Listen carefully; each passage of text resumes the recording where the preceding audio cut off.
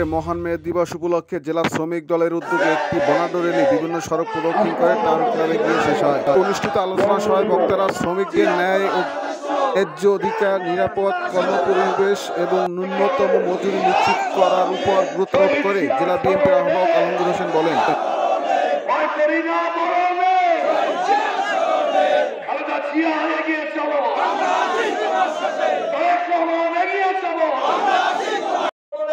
স্বনির্ভর বাংলাদেশের অধিকার বাস্তবায়ন করতে চাই।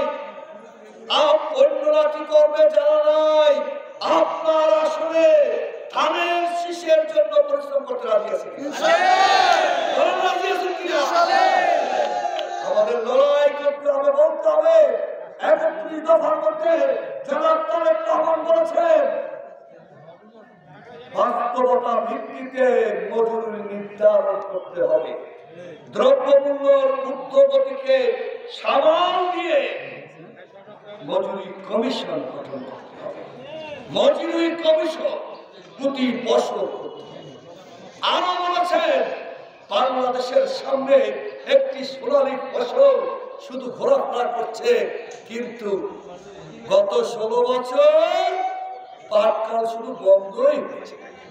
কিন্তু আজকে বাংলাদেশের বিশ্বের ইতিহাসে পাট এখন সব দেশে চায়, কারণ প্লাস্টিক চলবে না।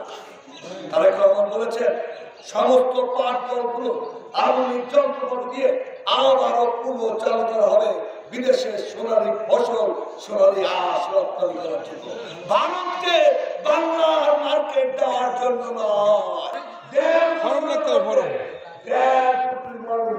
আপনার সরকারকে চাকরি দেওয়া হবে বাংলাদেশে, এটাই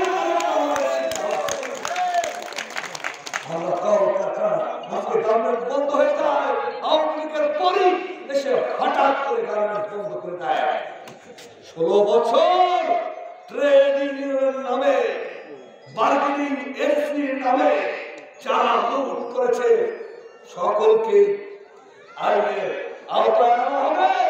আর বার্গেনিং এজেন্সি থাকবে শ্রমিকরা, একসাথে খাবো, কটা 5টা একসাথে আমরা খাবো, এখানে খাবো, ওখানেও খাবো।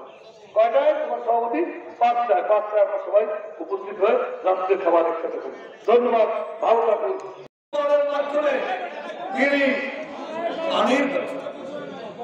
তিনি যখন গার্মেন্টস শিল্প করলেন, বললেন 8 ঘন্টার বেশি পরিশ্রম করলে দ্বিগুণ পয়সা দিতে হবে। রাতে শুধু তাই না, রাতে করলে 3 গুণ দিতে হবে। তিনি তা বাস্তবায়ন। শুধু তাই নয়, সৌদি আরবে নিম গাছ দিয়ে সৌদি ভাষাকে উপহার দেওয়ার সময় বলেছে আমার মানুষ কাজ চায়, আমার মানুষ ক্ষুধার্ত, আমরা পরিশ্রমী, আমরা সব। সেই সময় 1 লক্ষ ওয়ার্ক পারমিট এনে অদক্ষ শ্রমিকদের, যাদের টেকনিক্যাল জ্ঞান নাই, শুধু বহন করতে পারে 1 লক্ষ শ্রমিক সৌদি আরবে পাঠিয়েছে। তার নাম কি? তিনি বললেন বেকার থাকা যাবে না, সমস্ত গার্মেন্ট শিল্পকে, সমস্ত গার্মেন্ট শিল্পে শ্রমিকদের অধিকার বাস্তবায়ন তিনি গার্মেন্টস।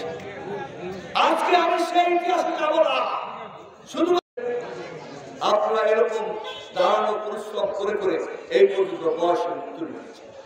শ্রমিকরা পরিশ্রম করে, দিন রাত পরিশ্রম করে বাংলাদেশকে বিনির্মাণ করেছে।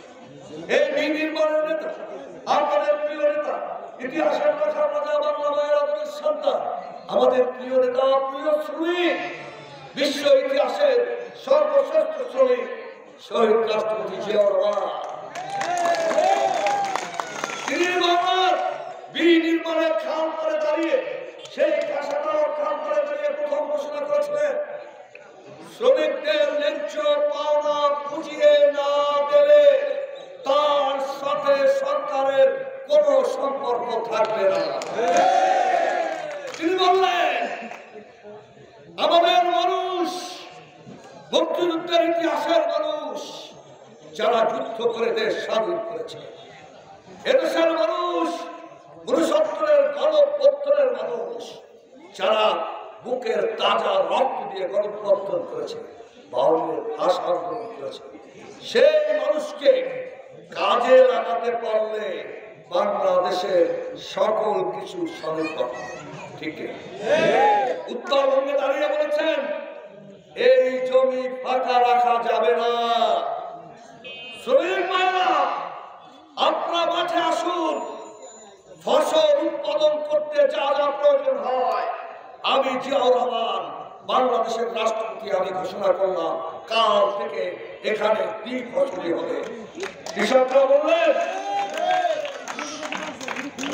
বললেন আমাদের পানি নাই, তিনি বললেন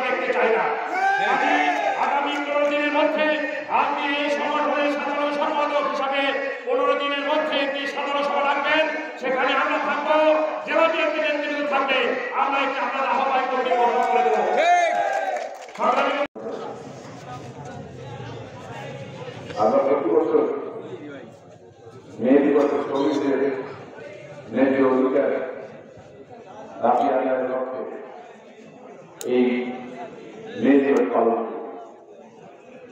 শ্রমিকের অধিকার ন্যায্য অধিকার এটা আমরা জানতে হবে। আমাদের বলতে হবে শ্রমিকের ন্যায্য অধিকার